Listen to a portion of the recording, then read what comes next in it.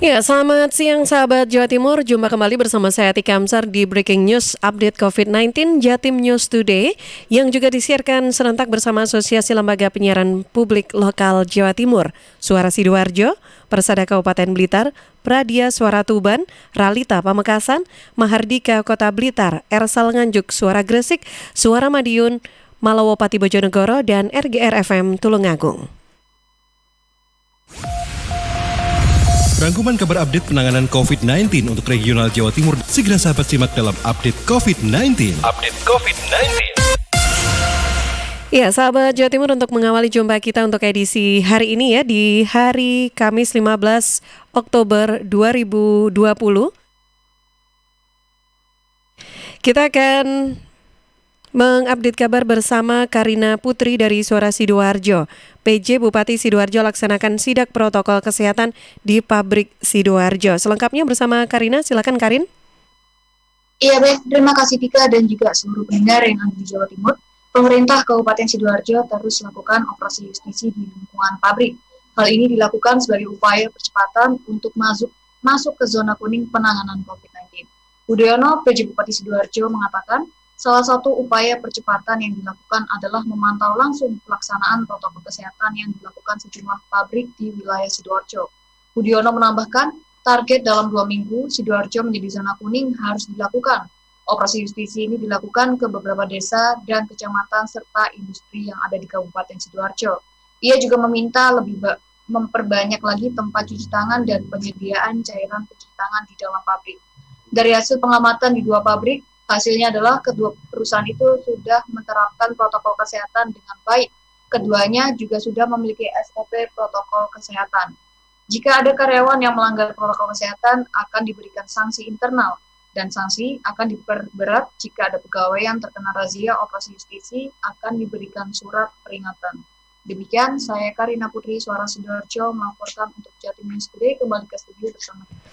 Baik, terima kasih Karin dan sahabat Jawa Timur. Kita juga akan bergabung bersama Ben Chandra dari Suara Madiun. 3 sembuh dan 3 konfirmasi COVID-19 di Kota Madiun. Selengkapnya bersama Ben, silakan Ben. Sahabat Jatim News Today, kasus sembuh dan konfirmasi baru kembali bertambah di Kota Madiun. Setidaknya terdapat 3 kasus sembuh dan 3 terkonfirmasi COVID-19.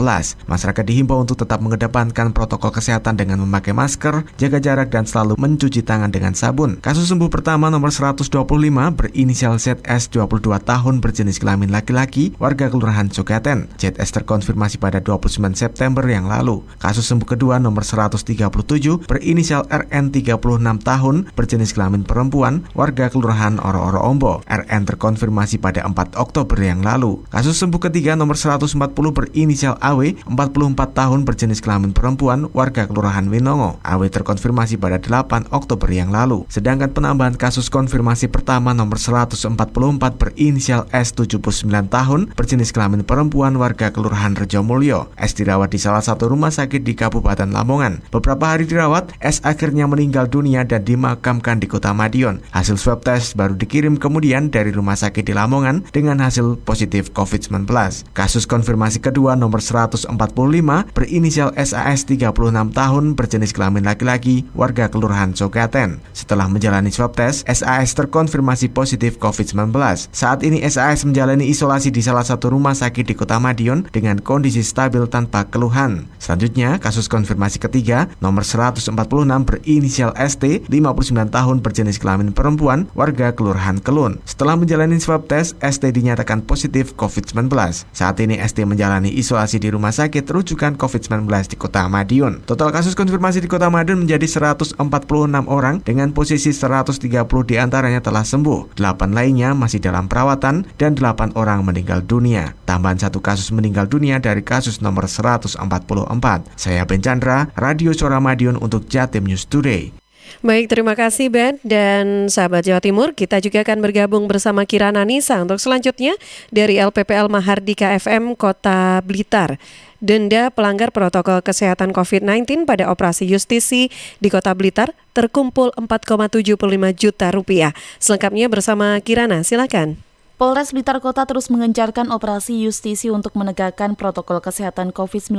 Sanksi tegas tetap diberlakukan bagi pelanggar, mulai dari penahanan kartu identitas hingga denda bagi pelanggar yang dikenai sanksi tipiring. Berdasarkan data, denda dari pelanggar yang terjaring operasi justisi mencapai 4,755 juta. Demikian disampaikan 4,755 juta rupiah. Demikian disampaikan AKBP Leonard M. Sinambela saat dikonfirmasi Rabu 14 Oktober 2020. Leonard mengatakan denda itu berasal dari pelaksanaan operasi justisi selama 27 hari terakhir. Total ada 4.009 orang yang terjaring dalam operasi ini. Rata-rata pelanggarannya karena tidak menggunakan masker saat beraktivitas di luar rumah. Rinciannya 2.081 orang diberi sanksi teguran tertulis, 1.412 orang diberikan sanksi teguran lisan, 18 orang diberikan sanksi kerja bakti, dan 498 orang diberi sanksi denda karena berkali-kali tidak memakai masker. Besaran denda sendiri bervariatif dengan nominal maksimal Rp250.000. Berapa tinggi tingkat kepatuhan masyarakat terhadap protokol kesehatan, khususnya dalam penggunaan masker ataupun jaga jarak dan mencuci tangan. Nah, ini yang sekarang dikedepankan. Leonard mengaku meski saat ini kasus konfirmasi COVID-19 di Kota Blitar mulai landai, namun pihaknya meminta agar masyarakat tetap disiplin dan mematuhi protokol kesehatan COVID-19 secara tepat dan benar. Kirana Nisa, Mahardika FM. Baik, terima kasih Kirana dan sahabat Jawa Timur. Kita selanjutnya juga akan bergabung bersama Iwan Siswoyo dari LPPL Malowopati FM Bojonegoro. Update sebaran COVID-19 di Bojonegoro, ada 2 pasien sembuh dan 3 tambahan konfirmasi. Selengkapnya bersama Iwan, silakan Iwan. Ya, sahabat, update sebaran COVID-19 di Kabupaten Bojonegoro pada Rabu kemarin, ada 2 pasien yang dinyatakan sembuh. Selain itu ada tambahan kasus baru positif COVID-19 3 orang. Kepala Bagian Humas dan Protokoler Pemkab Bojonegoro Masirin menjelaskan, kasus konfirmasi positif dinyatakan sembuh 2 orang itu berasal dari Kecamatan Dandar. Untuk penambahan baru, ada 3 orang dari Kecamatan Bojonegoro 2 orang dan Kecamatan Kepoh Baru 1 orang. Untuk jumlah konfirmasi positif dari awal sampai dengan hari ini ada sebanyak 486 orang, meliputi aktif atau dirawat 42 orang, sembuh 393 orang, dan meninggal dunia 51 orang. Demikian Iwan Siswoyo LPPL Malowopati FM Bojonegoro untuk Jatim News Today. Baik, terima kasih Iwan Siswoyo, dan kita juga akan bergabung bersama Andriani dari RGR FM Tulungagung.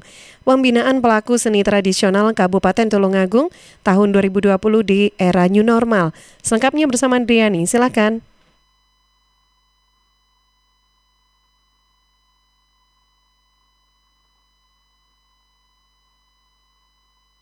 Ya, silakan Andriani.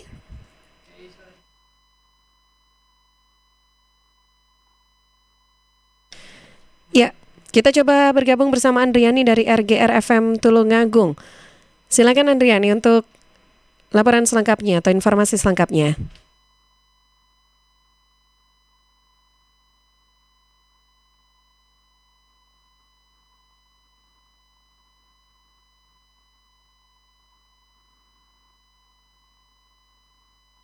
Dinas Kebudayaan dan Pariwisata Kabupaten Tulungagung melaksanakan kegiatan pembinaan pelaku seni tradisional tahun 2020 yang diselenggarakan di salah satu hotel ternama di Kabupaten Tulungagung.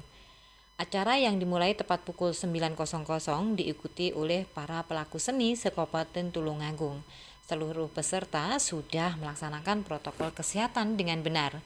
DRS Bambang Irnawan MPD selaku Kepala Dinas Kebudayaan dan Pariwisata Kabupaten Tulungagung mengatakan bahwa kegiatan ini merupakan upaya pemerintah untuk menjaga keragaman budaya di Kabupaten Tulungagung untuk lebih dapat berkembang dan dikenal di kalangan lebih luas.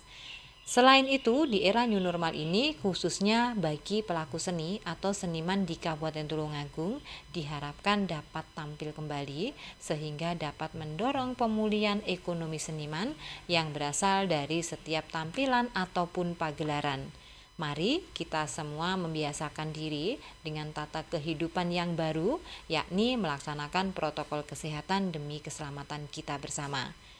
Kepada para pelaku seni di masa pandemi COVID-19 ini tentunya kita mengetahui dengan seksama bahwa untuk sementara pagelaran kesenian masih belum bisa digelar secara umum dikarenakan hal ini untuk mencegah adanya kerumunan massa.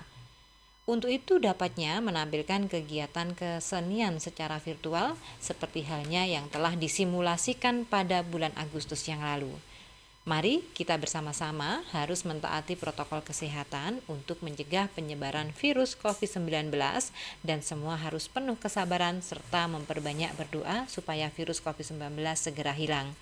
Sementara itu dilaporkan dari Posko Gugus Tugas Percepatan Penanggulangan COVID-19 Kabupaten Tulungagung sampai dengan tanggal 14 Oktober 2020 tercatat kasus konfirmasi COVID-19 sebanyak 18 kasus suspek COVID-19, isolasi dan karantina sebanyak 23 orang, dirawat sebanyak 6 orang pasien dan sembuh mencapai 396.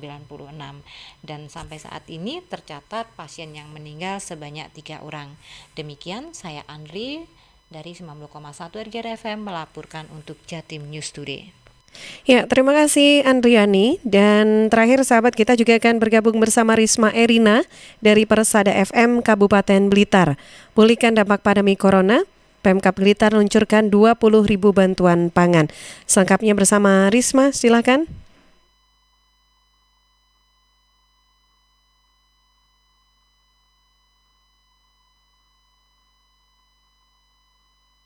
Ya, silakan Risma.